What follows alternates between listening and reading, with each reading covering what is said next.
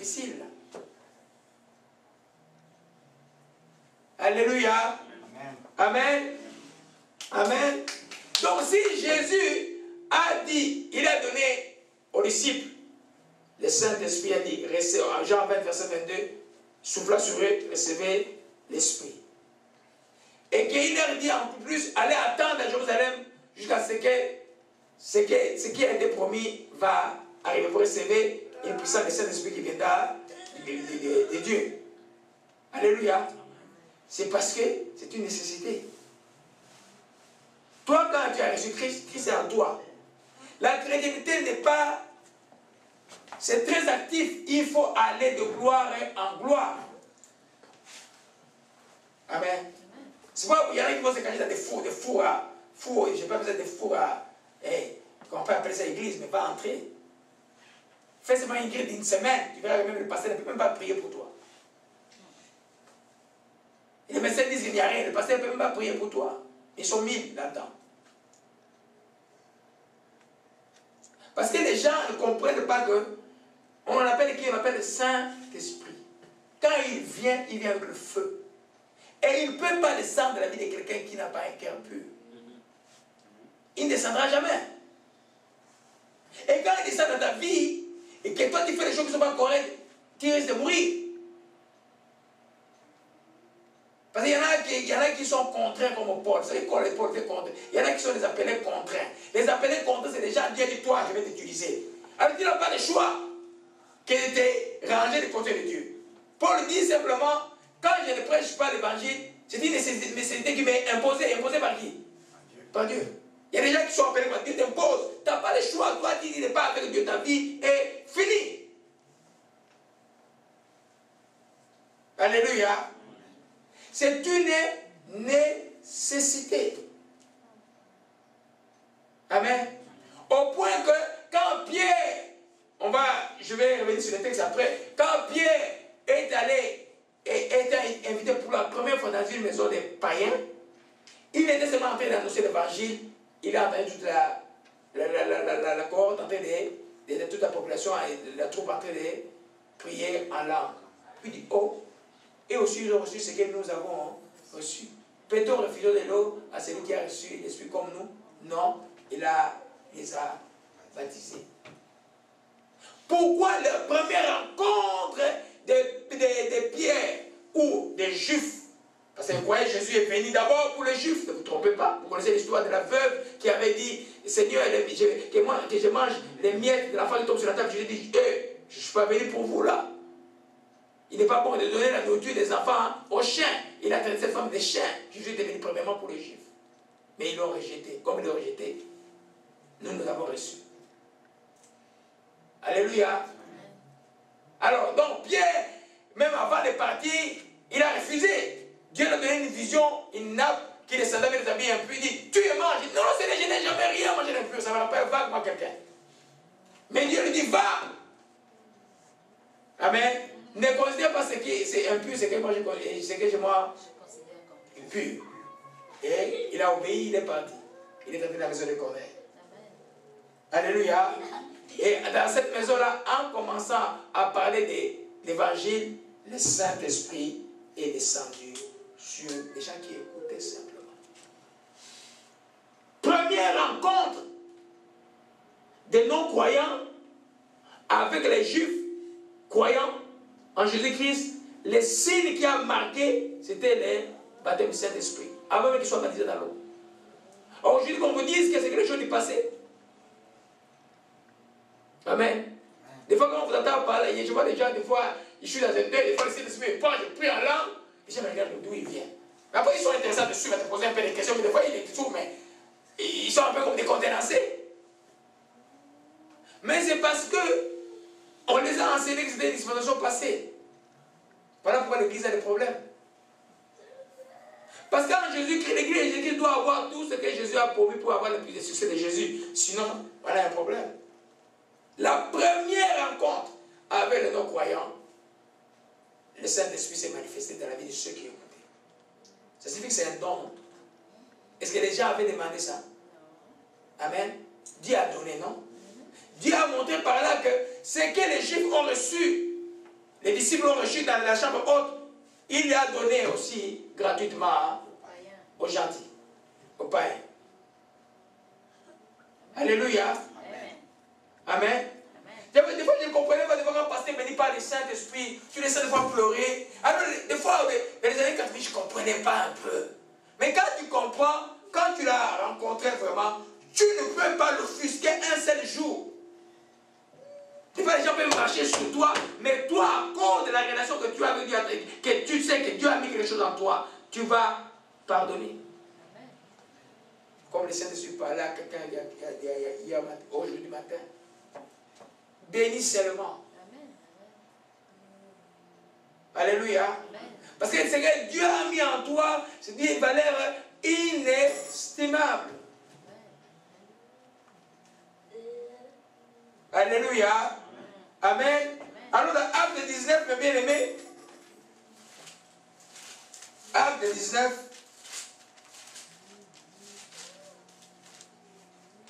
verset 1 à 6. Amen. Je vais revenir sur les textes de Acte 10 sur Corneille. J'ai lu un peu, c'est un des textes qui m'a beaucoup fait rire dans les années où j'ai découvert le Saint-Esprit dans les années 95. Amen. Alléluia. Ok. Sœur Annie, tu peux nous lire cela du verset 1 jusqu'au verset 6. Je lis dans le nom du Seigneur, Paul à Éphèse. Pendant qu'Apollos était à Corinthe, Paul traversa la région montagneuse d'Asie mineure et arriva à Éphèse. Il y trouva quelques disciples et leur demanda, « Avez-vous reçu le Saint-Esprit quand vous avez cru ?» Ils lui répondirent, « Nous n'avons jamais entendu parler d'un Saint-Esprit. » Paul leur demanda alors, « Quel baptême avez-vous donc reçu ?» Ils répondirent, « Le baptême de Jean. » Paul leur dit, « Jean baptisait ceux qui acceptaient de changer de comportement et disait au peuple d'Israël de croire en celui qui allait venir après lui, c'est-à-dire en Jésus-Christ. » Après avoir entendu ces mots, ils se firent baptiser au nom du Seigneur Jésus-Christ. Paul posa la main sur eux et le Saint-Esprit leur fut accordé. Ils se mirent à parler en des langues inconnues et à donner des messages reçus de Dieu. Amen. Lorsqu'il leur imposait les mains, le Saint-Esprit vient sur eux, il parlait en langue et prophétisait. C'est tout ça, aller dans les églises, parler en langue et prophétiser, c'est une controverse. On devait faire des réunions. Moi, j'appelle ces gens les gens morts. Vous allez voir que les jours, ils ont des problèmes. Parce qu'il y a des jours où tu as des problèmes, où ta prière intelligente ne marche pas. Tu as déjà vécu ça? Frère Germain, tu as vécu ça. Et tu as vécu ça. Où tu arrives à une situation où la prière là ne marche pas, les démons ne parlent pas, les choses sont compliquées. Tu as besoin de Dieu de mettre quelque chose ici, tu pries en langue. Et après tu vas avoir la paix, après tu vas voir que la chose n'existe plus. Amen. Alléluia.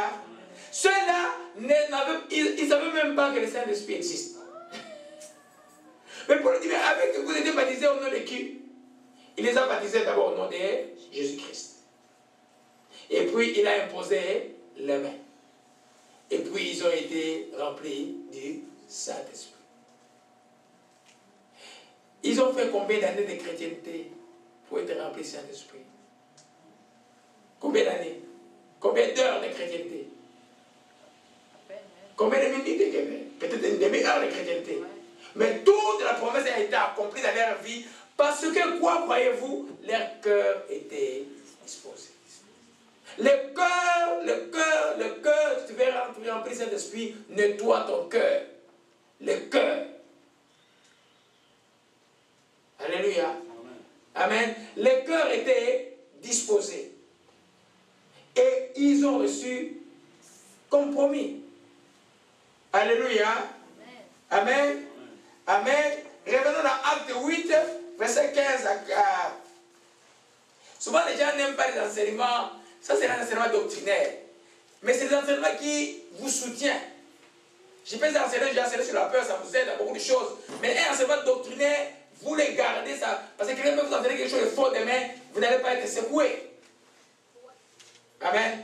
Il y a un jeune homme qui était dans une église, qui commence à avoir des visions maintenant. Il a reçu la révélation. Non, l'homme est une âme, mais qui a un esprit. Et puis qui a un corps. Mais lui, l'homme, essentiellement, c'est une âme. Amen. On m'a appelé par les gens de son équipe que je ne peux pas un article comme celui que j'ai fait sur l'adoration. Je vais faire ça après les 20 jours, vous allez lire. Vous voyez que les enseignants sont importants. Il y a des théologiens autour de lui qui ne peuvent pas nous répondre. Comme il n'est pas passé d'esprit, tout il dit, peut-être c'est vrai, il dit, mais peut-être c'est vrai. L'homme n'est pas une âme. L'homme, c'est un esprit qui a une âme qui vit dans un corps. Amen. Quand on dit que l'homme a, je le dis un peu, l'homme a été créé à l'image de qui est Dieu. Dieu est-il âme? Dieu esprit. Tu vas, j'ai vu l'envoyer commencer par les psaumes 34, 35, il va voir plein de choses. Parce que c'est les gens qui ne comprennent pas. Les révélations là, quand il n'est pas, c'est pourquoi la doctrine est importante. Oui, bien aimé. La doctrine est importante. Comprendre les choses fondamentales de la chrétienté, vous êtes en cet temps, c'est facile d'être dévié. Alléluia. Acte 8, verset 15 à 7, frère Paulin, s'il te plaît. Acte 8, verset 15 à 17. Acte 8, ouais. 15 à 17. Ceux-ci, arrivés chez les Samaritains, prièrent pour eux afin qu'ils reçoivent le Saint-Esprit. Car il était encore descendu sur aucun d'eux. Ils avaient seulement été baptisés au nom du Seigneur Jésus-Christ. Alors Pierre et Jean leur imposèrent les mains et ils reçurent le Saint-Esprit. Amen. Amen. Amen. Amen. Amen. Amen. Alléluia. Amen. Tu as dit jusqu'au verset? Jusqu'au 17. Ok. 8, tu as dit à partir de 15, 16, 17. Amen. Alléluia. Mais je vais ajouter quelque chose. Lorsque Simon vit que le Saint-Esprit était donné par imposition de main, il leur offrit de l'argent en disant, accordez-moi aussi ce pouvoir, en fait celui que je poserai de main reçoive le Saint-Esprit. Pierre lui dit, que ton argent périsse avec toi, toi qui as cru que le don de Dieu s'acquérait à prix d'argent. Il n'y a pour toi ni part, ni lot dans cette affaire, car ton cœur n'est pas droit devant Dieu. Amen. Amen. Simon le magicien, il voulait acheter cela. Vous avez envie de dire des églises, aujourd'hui quelqu'un a dit, fire, en train de crier, puis dit, ceux qui ont $500, faites des dons, Dieu, je vais vous imposer, mais vous allez recevoir le Saint-Esprit. Fouillez cet endroit-là. C'est pas Dieu ça. Vous savez que l'ennemi est maître en copie. Il va donner, quand il y a un vrai feu, il y a toujours un faux feu. Amen. Mais le faux feu ne peut pas tenir devant la parole. Alléluia. Amen. Ils ont été, le même cas s'est répété, ils n'ont pas reçu les ennemis. On leur a imposé les mains et ils ont reçu. Parce qu'ils avaient la foi et le cœur était disposé. Alléluia. Donc c'est une nécessité. On voit des groupes de non-croyants. Et j'ai dit que l'Église a commencé avec l'acte des apôtres. Nous voyons nous aussi que les Saint-Esprit, qui ne peut pas devenir chrétien pour juste bénéficier des prières, des protections, des prières. On devient chrétien pour être serviteur. Même si tu es dans le domaine des finances, là, tu vas être serviteur dans le domaine des finances. Avec l'onction du Saint-Esprit dans le domaine des finances. Parce que l'onction du Saint-Esprit touche tout ce qui est sur la terre. Vous avez déjà entendu parler de Betsaïel, fils de Hur? Qui a déjà entendu parler de Betsaïel, fils de Hur? Amen. On avait dit que Betsaïel, fils de Hur, Dieu lui donna de toute forme d'intelligence pour la construction du temple. C'est lui. Amen. Toute forme d'intelligence. Alléluia. Amen. Donc l'intelligence vient de Dieu. Il a fait le temple sans avoir